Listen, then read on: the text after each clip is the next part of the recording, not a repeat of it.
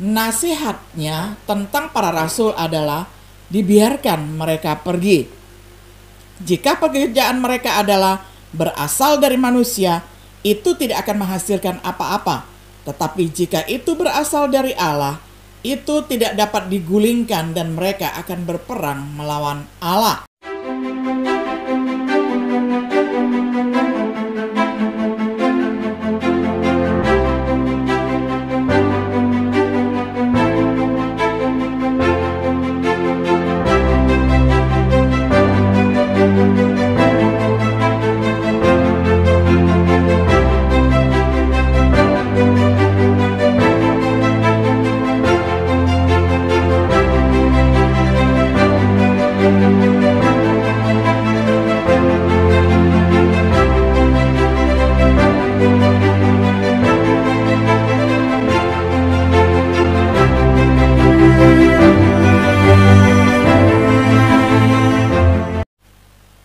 Shalom sahabat Biblika yang dikasih oleh Tuhan. Sungguh senang kita dapat berjumpa kembali di dalam acara refleksi sahabat Biblika. Pada hari ini kita tiba pada episode yang ke-19 di dalam serial pembahasan kitab Kisah Para Rasul dengan tema penganiayaan meningkat. Kita akan membaca firman Tuhan bersama-sama dari kitab Kisah Para Rasul pasal 5 ayat 17 hingga ayatnya yang ke-42. Saya akan membacakan untuk kita semuanya di dalam terjemahan sederhana Indonesia. Kemudian imam besar dan sekutunya mulai bertindak terhadap para rasul karena mereka iri hati. Semua sekutu imam besar termasuk kelompok Saduki. Mereka menangkap dan memasukkan rasul-rasul itu ke dalam penjara. Tetapi malam harinya malaikat datang membuka pintu-pintu penjara itu dan menuntun mereka keluar serta berkata, "Pergilah dan berdirilah di salah satu teras rumah Allah dan beritakanlah kepada orang-orang di sana ajaran tentang hidup yang baru itu." Jadi pagi-pagi benar mereka masuk ke salah satu teras rumah Allah dan mulai mengajar orang banyak, seperti yang disuruh oleh malaikat tadi. Sementara itu imam besar dan sekutunya datang lewat teras yang lain, kemudian mereka mengumpulkan anggota sidang mahkamah agama dan seluruh pemimpin Yahudi untuk mengadakan sidang. Lalu mereka menyuruh beberapa pengawal menjemput rasul-rasul itu dari penjara. Namun ketika para pengawal itu tiba di penjara, mereka tidak menemukan rasul-rasul itu di sana. Mereka pun kembali dan melaporkan, "Kami menemukan pintu-pintu penjara terkunci rapat dan masing-masing penjaga berdiri di depan setiap pintu. Tetapi ketika kami membuka pintu-pintu itu, tidak ada orang lagi di dalamnya." Ketika imam besar, kepala pengawal rumah Allah, dan para imam kepala mendengar laporan itu, mereka kebingungan dan cemas memikirkan kemungkinan yang akan terjadi. Tiba-tiba seseorang masuk dan berkata, "Hei, lihat! Orang-orang yang kemarin kalian penjarakan sekarang sedang berdiri di teras rumah Allah dan mengajar orang banyak." Maka kepala pengawal rumah Allah beserta anak buahnya pergi dan membawa kembali rasul-rasul itu. Tetapi mereka tidak menggunakan kekerasan karena takut kepada orang banyak yang sedang mendengarkan pengajaran para rasul. Jangan sampai orang-orang itu marah lalu melempari mereka dengan batu. Mereka membawa rasul-rasul itu masuk untuk menghadap sidang mahkamah agama. Kemudian imam besar mendakwa para rasul itu, katanya, "Kami sudah melarang kalian dengan keras supaya tidak lagi mengajarkan tentang orang Nazaret itu. Tetapi kalian malah membawa ajaran kalian ke seluruh Yerusalem, bahkan mau menyalahkan kami atas kematian orang itu." Akan tetapi Petrus dan rasul-rasul yang lain menjawab, "Kami harus menaati Allah, bukan kalian. Kalian sudah membunuh Yesus dengan menggantung dia pada kayu salib. Tetapi Allah nenek moyang kita sudah menghidupkan dia kembali dari kematian. Allah menempatkan dia di tempat yang paling terhormat di surga, yaitu di sebelah kanannya. Disitulah Yesus memimpin sebagai Raja dan Penyelamat. Allah melakukan itu agar semua orang Yahudi mendapat kesempatan untuk bertobat dan dosa-dosa mereka diampuni. Kami diutus untuk bersaksi tentang semuanya itu, dan Roh Kudus yang sudah Allah berikan kepada kami, semua yang menaati Dia juga sedang bekerja untuk membuktikan bahwa kesaksian kami benar. Mendengar jawaban itu, para pemimpin Yahudi menjadi sangat marah dan mau membunuh mereka. Tetapi di antara anggota sidang Mahkamah Agama, berdirilah seorang Farisi sekaligus pengajar hukum Taurat yang dihormati semua orang, namanya Gamaliel. Dia menyuruh supaya rasul-rasul itu dibawa keluar untuk sementara. Kemudian dia berkata kepada anggota sidang itu, "Orang-orang Israel, kita perlu mempertimbangkan dengan hati-hati keputusan yang akan kita lakukan terhadap mereka. Karena sebelumnya pernah muncul seorang bernama Teudas. Dia mengaku sebagai pemimpin dan ada 400 orang yang menjadi pengikutnya. Tetapi waktu dia dibunuh, semua pengikutnya terpencar dan gerakannya hilang. Begitu saja. Sesudah itu ketika sensus penduduk, muncul lagi yang bernama Yudas orang Galilea. Cukup banyak orang mengikuti dia dalam pemberontakan, tetapi dia juga dibunuh dan semua pengikutnya terpencar. Jadi dalam masalah sekarang, saya sarankan supaya kita menjauhi dan membiarkan mereka. Karena kalau rencana atau pekerjaan mereka berasal dari manusia, gerakan itu pasti akan gagal. Namun jika gerakan mereka ternyata berasal dari Allah, kita tidak akan mampu menghentikan mereka. Dan apabila benar demikian, justru kitalah yang melawan Allah." Pemimpin-pemimpin Yahudi itu menyetujui perkataan Gamaliel, lalu memanggil kembali rasul-rasul itu dan memerintahkan supaya mereka dicambuk.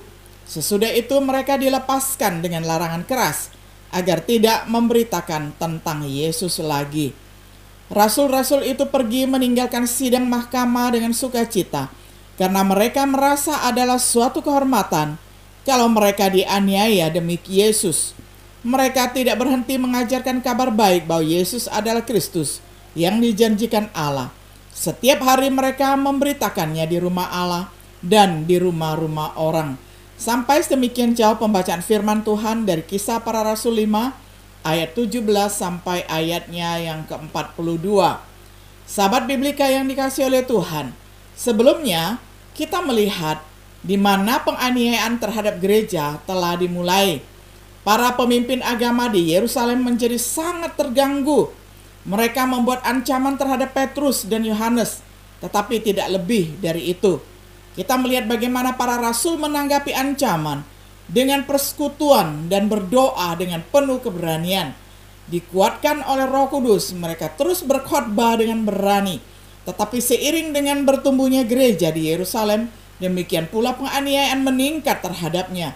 Dimulai dari Kisah Para Rasul 5 ayat 17. Mari kita membaca tentang rasul-rasul Kristus.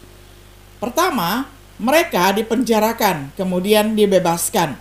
Mereka dimasukkan ke dalam penjara umum. Diperintahkan oleh imam besar dan orang-orang Saduki yang dipenuhi dengan kemarahan karena iri hati kepada keberhasilan para rasul mengumpulkan orang banyak dan menjadikan mereka sebagai Kristen ataupun sebagai jemaat mula-mula. Kemudian dibebaskan oleh malaikat Tuhan. Malaikat Tuhan datang pada malam hari, membuka pintu penjara dan membawa para rasul keluar. Malaikat menyuruh mereka untuk kembali ke bait Allah dan mengajarkan mereka tentang kehidupan baru. Yang mereka lakukan memasuki bait Allah di pagi hari. Untuk pertama kalinya kita membaca tentang seorang malaikat yang membebaskan hamba-hamba Tuhan. Hal yang kedua, kita melihat di sidang Mahkamah Agama, Dewan Mahkamah Agama memanggil para rasul. Mereka disuruh jemput dari penjara, tetapi para petugas tidak mendapati mereka karena para rasul tidak ada di sana. Meskipun pintu tertutup dan penjaga berdiri di luar. Para rasul dibawa dari bait Allah. Mahkamah Agama diberitahu bahwa para rasul sedang mengajar di bait Allah. Para rasul dibawa ke Dewan Mahkamah Agama dengan damai tanpa kekerasan karena mereka takut kepada orang banyak. Imam kepala menantang rasul. Mereka membawa rasul-rasul itu masuk untuk menghadap sidang Mahkamah Agama. Kemudian imam besar mendakwa para rasul itu, katanya, "Kami sudah melarang kalian dengan keras supaya tidak lagi mengajarkan tentang orang Nazaret itu, tetapi kalian malah membawa ajaran kalian ke seluruh Yerusalem, bahkan mau menyalahkan kami atas kematian orang itu." Rasul Petrus merespon, "Kita harus menaati Allah daripada manusia. Allah telah membangkitkan Yesus yang telah kalian bunuh. Allah telah meninggikan Yesus di sebelah kanannya, menjadi raja atas segala raja dan juru selamat untuk memberikan pertobatan kepada bangsa Israel dan pengampunan dosa.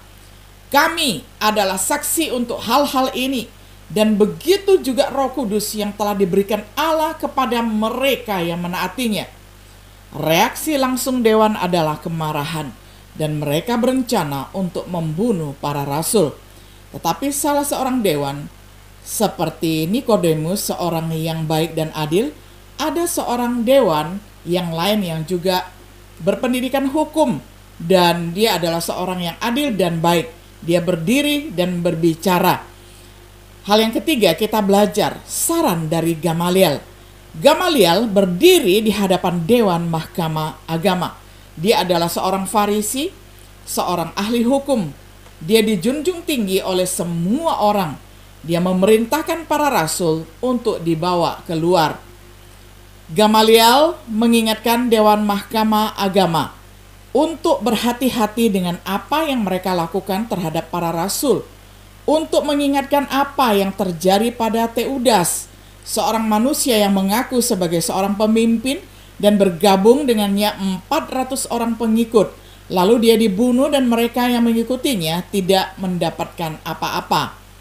Untuk mengingatkan apa yang terjadi pada Yudas yang dari Galilea, dia menarik banyak orang untuk mengikutinya. Dia juga binasa dan mereka yang mengikutinya bubar. Nasihatnya tentang para rasul adalah dibiarkan mereka pergi.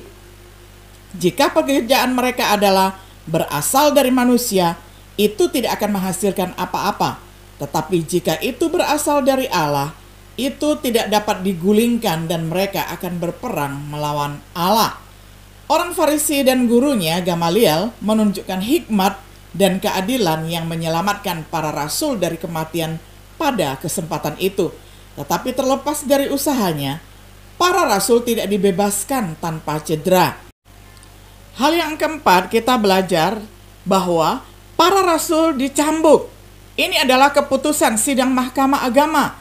Mereka setuju dengan Gamaliel untuk membiarkan para rasul pergi.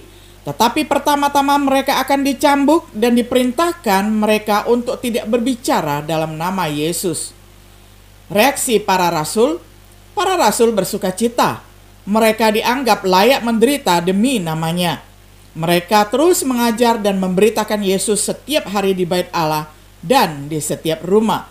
Kesimpulan, dari ancaman hingga pemukulan, penganiayaan diintensifkan terhadap gereja mula-mula.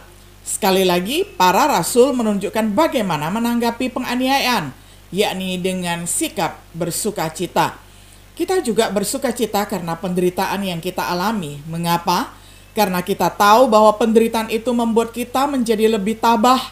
Ketabahan itu membuat kita tahan uji. Tahan uji memberi kita pengharapan. Roma 5 ayat 3-4. Sahabat Biblika yang dikasihi oleh Tuhan, dimanapun umat Kristen berada, sadar atau tidak disadari, mereka menghadapi penganiayaan. Adapun bentuknya itu berbeda-beda. Namun setiap orang yang mengasihi Tuhan, yang mengingat firman Tuhan, justru bersuka cita karena merasa dilayakkan untuk menderita bagi nama Yesus.